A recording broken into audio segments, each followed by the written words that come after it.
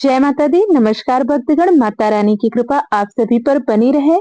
आज हम लोग जानेंगे शारदीय नवरात्रि की अष्टमी तिथि कब पड़ रही है, किस दिन रखा जाएगा व्रत और किस दिन कन्या पूजन किया जाएगा और नवमी आज से जुड़ी हुई संपूर्ण जानकारी के बारे में।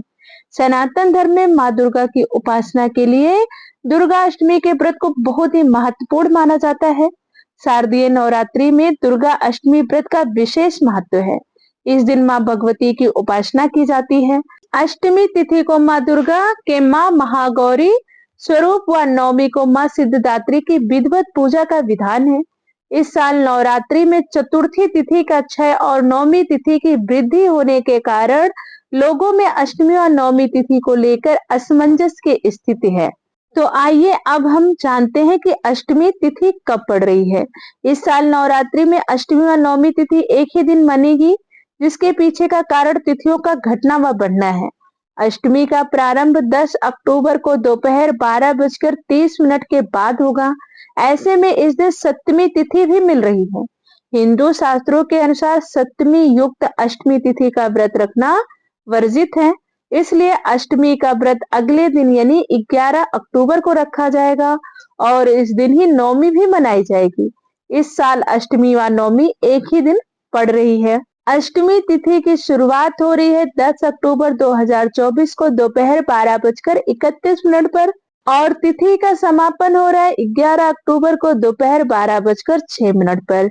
उदय तिथि के अनुसार 11 अक्टूबर 2024 को अष्टमी तिथि मनाई जाएगी। हर साल नवरात्रि की अष्टमी व नवमी तिथि पर कन्याओं को जिमाया जाता है, जिसे कन्या पूजन भी कहते हैं।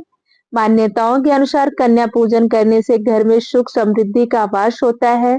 साथ ही साधक को धन और ऐश्वर्य की प्राप्ति होती है। नवरात्रि की पूजा बिना कन्या पूजन के अधूरी मानी जाती है। अगर आप 9 दिन का व्रत कर रहे हैं और बिना कन्या पूजन के आप व्रत का पारण कर रहे हैं तो आपका व्रत अधूरा माना जाता है। और अगर व्रत नहीं भी रख रहे हैं, शुरू और लास्ट का ही रख रहे हैं, तो भी आप अगर कन्या पूजन करते हैं तो बहुत लाभप्रद होता है। नवरात्रि के 9 दिनों में किसी भी दिन आप कन्या पूजन कर सकते हैं।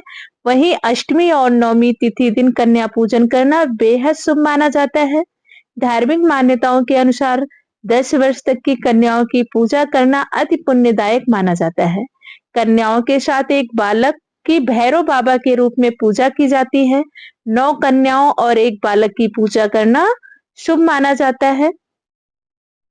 तो आइए अब हम जानते हैं कन्या पूजन कैसे करेंगे। कन्या पूजन अगर आप अष्टमी व्रत रख रहे हैं तो नवमी को करेंगे और अगर सप्तमी का व्रत रखते हैं बहुत लोग, अगर सप्तमी तक ही आप व्रत रख रहे हैं तो आप अष्टमी को भी कर सकते हैं। वैसे कन्या पूजन तभी करें जिस दिन आपको पारण करना हो। अगर आप नवमी के दिन पारण कर रहे हैं तो कोशिश करें कि आप नवमी को ही कन्या पूजन करें, क्योंकि जिस प्रसाद को आपने कन्याओं को खिलाया है उसी को खाकर अपना भी व्रत का पारण करें।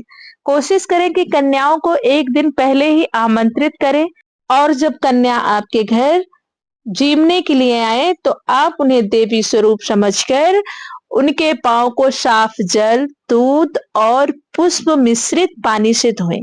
फिर कन्याओं के पैर छूकर आशीर्वाद लें। आप सभी कन्याओं को लाल चंदन या कुमकुम का तिलक लगाएं। उसके बाद आप श्रद्धा अनुसार कन्याओं को चुनरी भी उड़ा सकते हैं अगर संभव हो तो। उसके बाद कन्याओं को भोजन कराएं। भोजन में हलवा, पूड़ी और चना जरूर होना चाहिए, क्योंकि हलवा, पूड़ी, चना माता रानी का प्रिय भोग है। इसका भोजन कराएं। उसके बाद आप जो भी खिला सकते हैं, जितना खिलाएंगे उतना ही अच्छा होगा, लेकिन ये 3 चीज तो जरूर रहे।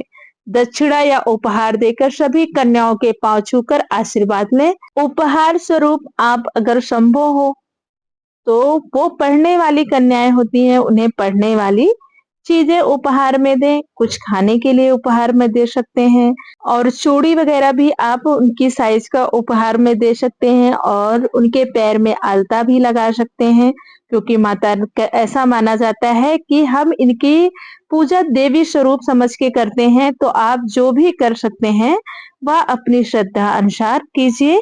उसके बाद उन्हें भोजन करा के विधिवत चरण स्पर्श करके दक्षिणा देते हुए अपने घर से विदा कीजिए। उसके बाद आप स्वयं अपने व्रत का पारण कीजिए। अब ऐसा माना जाता है कि जो लोग 9 दिन का व्रत रखते हैं, वो मानते हैं कि हम व्रत का पारण दशमी में करेंगे, तो वो अपने व्रत का पारण दशमी तिथि लगने पर ही करें, तभी आपका 9 दिन का व्रत पूर्ण होता है। अगर किसी कारणवश आप नहीं कर पाते, तो आप नवमी को भी कन्या को जिमाकर अपने व्रत का पारण कर सकते हैं। यह थी अष्टमी तिथि और कन्या पूजन से जुड़ी हुई संपूर्ण जानकारी। अगर आपको जानकारी अच्छी लगी हो तो प्लीज वीडियो को लाइक करें, शेयर करें और चैनल को जरूर सब्सक्राइब करें। धन्यवाद। राधे राधे। जय माता दी।